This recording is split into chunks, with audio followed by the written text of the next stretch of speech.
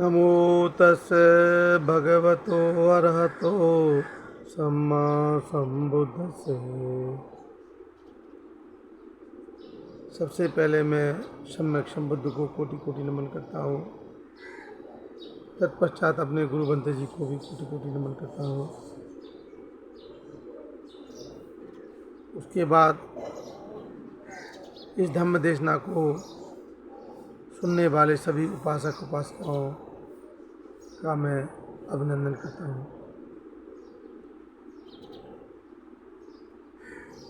जो लोग भी इस धम्म देशना को सुन रहे हैं उन सब का मैं स्वागत करता हूँ। धम्म देशना के आज के दिन का जो विषय होगा बहुत महत्वपूर्ण विषय होगा। भगवान बुद्ध के जीवन काल की घटनाओं का जो क्रम चल रहा है उस क्रम में आज हम एक ऐसी घटना को आपके बीच में रखेंगे जो सच में बहुत ही शिक्षाप्रद है। वो घटना है श्रावस्ती की घटना है। और श्रावस्ती में चूँकि श्रावस्ती की ज़्यादा घटनाएं आ रही हैं उसका एक बहुत बड़ा कारण भी है कि भगवान बुद्ध के सबसे ज़्यादा वर्षावास श्रावस्ती में हुए हैं। उन्होंने श्रावस्ती महानगर को सबसे ज़्यादा वक्त दिया है। जिस नगर की आबादी उस समय भारत के महानगरों में सबसे बड़ा महानगर माना जाता था, उस महानगर में स्वाभाविक है वहाँ की घटनाएँ भी ज़्यादा होंगी। इसीलिए ये भी घटना श्रावस्ती की है और ये महत्वपूर्ण इसलिए है क्योंकि ये गौतमी की घटना है। गौतमी के संबंध में इसमें बताया जाएगा। गौतमी नाम था एक बहुत गरीब परिवार की एक महिला थी और गरीबी में पली बड़ी थी तो ज़्यादा शरीर भी उसका हष्ट पुष्ट नहीं था, दुबली पतली थी और उसका शरीर जो है वो लगभग जैसे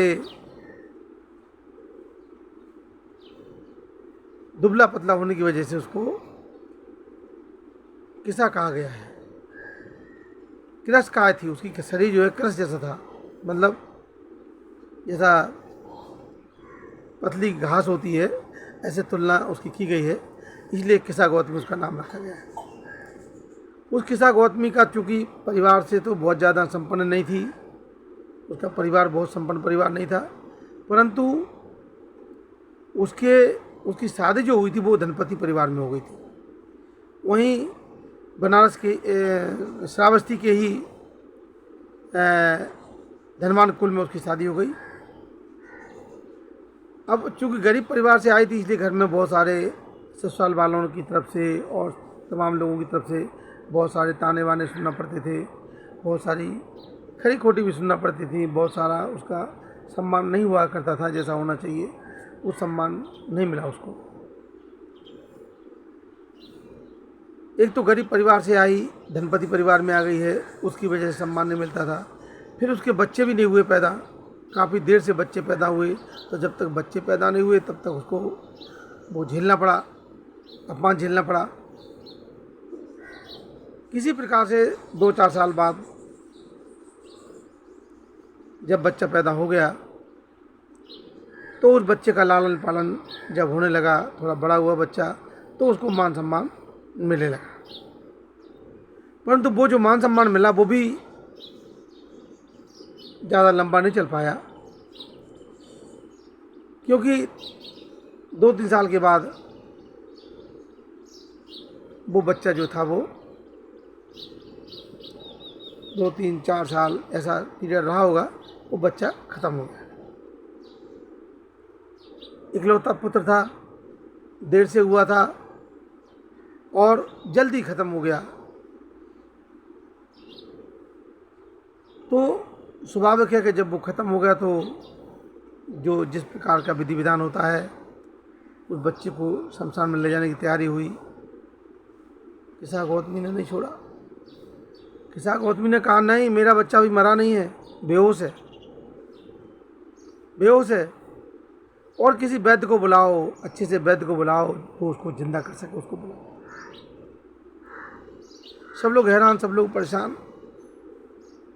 ये बावली क्या कह रही है, ये पागलपन जैसी हरकतें करने लगी। कहती है कि बच्चा अभी मेरा मरा नहीं है, वो तो बेहोश हो गया है। फिर कोई दयालु व्यक्ति ने कहा, किसी कोई कृपालु व्यक्ति ने कहा कि अरे भाई चलो ठीक है, जानते हैं कि वो पूरी तरह से टूट गई थी, और जानते हैं कि टूटी की क्या बूटी, जो टूट गई है, जो पूरी तरह से उसकी कोई बूटी नहीं, उसका कोई इलाज नहीं है, टूटा सो कोई इलाज नहीं। तो उसकी क्या बूटी हो सकती है, कोई बूटी, कोई इलाज नहीं उसका। ये तो दहाड़ दे के मार रो रही है, अपने आप को परेशान, अपने आप को दुखी बना रही है, इतनी टूट चुकी है, इसको कौन समझाए। तो कोई दयालु व्यक्ति आया, उसने कहा कि चलो भाई ठीक है। श्रावस्ती के ही जैतवन में भगवान बुद्ध वहाँ रुके हुए हैं, वो बहुत बड़े वैद्य हैं, वो तुम्हारे बच्चे को ना कोई बूटी दे सकते हैं, तो वो जिंदा कर सकते हैं। उसको थोड़ा सा भरोसा पैदा हो गया। वो अपने बच्चे को छाती से लगा करके, बच्चे को छाती से लगा करके वो जाती है, और जहाँ भगवान बुद्ध अपने साधकों के लिए, भिक्षुओं के लिए उपदेश कर रहे थे, वहाँ जाकर के भगवान बुद्ध के सामने जाकर के उसने अपने मृत बेटे को रख दिया और कहा, भगवान मुझे जानकारी मिली कि आप ही भगवान मेरे इस बच्चे को जिंदा कर सकते हैं, मेरे बच्चे को होश में ला सकते हैं, ऐसा मुझे लोगों ने बताया है, इसलिए मैं यहाँ आई हूँ। भगवान समझ गए। क्या समझ गए? ये बावली ऐसे मानने वाली नहीं है, समझेगी भी नहीं ऐसे, इसको समझ में भी नहीं आएगा, क्योंकि वो मानसिक रूप से पूरी तरह से विक्षिप्त थी, उसकी समझ की गुंजाइश नहीं थी। तो भगवान ने सोचा कि एक काम किया जाए। बोले एक काम करो, तुम एक चुटकी भर जो है सरसों के दाने नगर से लाओ। बड़ी खुश हो गई और बड़ी प्रसन्नता के, बड़ी ऊर्जा के साथ में, नई ऊर्जा के साथ में वो गई नगर, और जैसे जाने लगी, रुको रुको रुको, ये चुटकी भर दाने सरसों के लाना है उस घर से जिस घर में आज तक कोई मरा ना हो। भगवान ऐसे करूँगी मैं, अभी लाती हूँ, चुटकी भर दाना अभी लाती हूँ, और चुटकी भर का मैं तो बहुत सारा लाती हूँ। गई और जा कर के उसने नगर में पूरा गली गली, घर घर में घूमी, सुबह से लेकर शाम तक घूमती रही। और चुटकी भर दाने की बात करे तो हर कोई ये कहे, चुटकी भर दाना क्यों, हमसे तुम 2 किलो 4 किलो 10 किलो 1 कुंटल ले जाओ, तुम्हारा बच्चा जिंदा हो जाना चाहिए। तब पूछती है, ये बताओ अभी तक कोई तुम्हारे घर में मरा तो नहीं? अरे ये सुन करके कि हमारे घर में कोई आज मरा, कोई कल मरा, कोई परसों मरा, मरते ही रहते हैं लोग। जैसे ही सुना कि अरे पिछले साल वो मरा, पिछले साल वो मरा, 2 साल पहले वो मरा, 3 साल पहले वो मरा, अरे सांझ होते होते सारी बात समझ में आ गई। और क्या समझ में आ गई? कि जो जन्मा है उसे मरना है, जो जन्मा है उसे मरना है।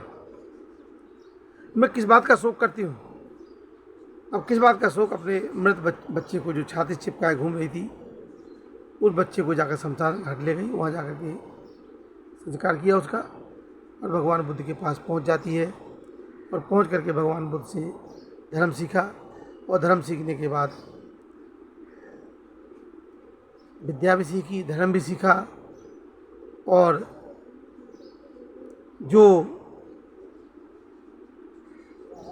पूर्व जन्मों की पुण्य पारमी थी, उस पुण्य पारमी ने भी अपना जोर मारा, और पता चला कि वो भगवान बुद्ध की विपश्यना में करते करते सोतापन्न हो गई, और सोतापन्न होने के बाद सकर्दागामी, अनागामी और अनंत अवस्था को प्राप्त करेंगे।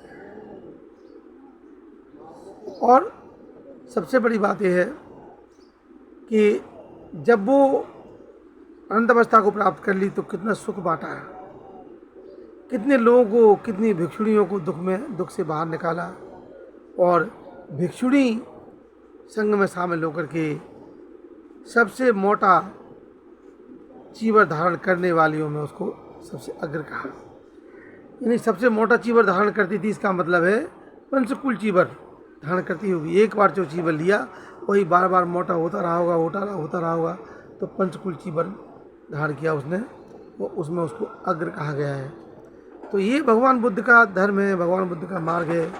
कितने दुखियारों का दुख दूर करती है ये विद्या, कितने दुखियारों को वो दुख से बाहर निकालती है, जीवन मुक्त करती है, बहु संस्कार से बाहर निकालती है, संचरण रुक जाता है और हमेशा हमेशा के लिए मुक्ति मिल जाती है। तो भगवान बुद्ध का मार्ग दुख मुक्ति का मार्ग है, और इस मुक्ति के मार्ग को ही अपना कर लोग दुखों से बाहर आए हैं। आपका भी इस धम्म देशना के साथ ही मंगल हो, कल्याण हो, सबका मंगल हो, सबका कल्याण हो, सबकी स्वस्थ मुक्ति हो, सबकी स्वस्थ मुक्ति हो।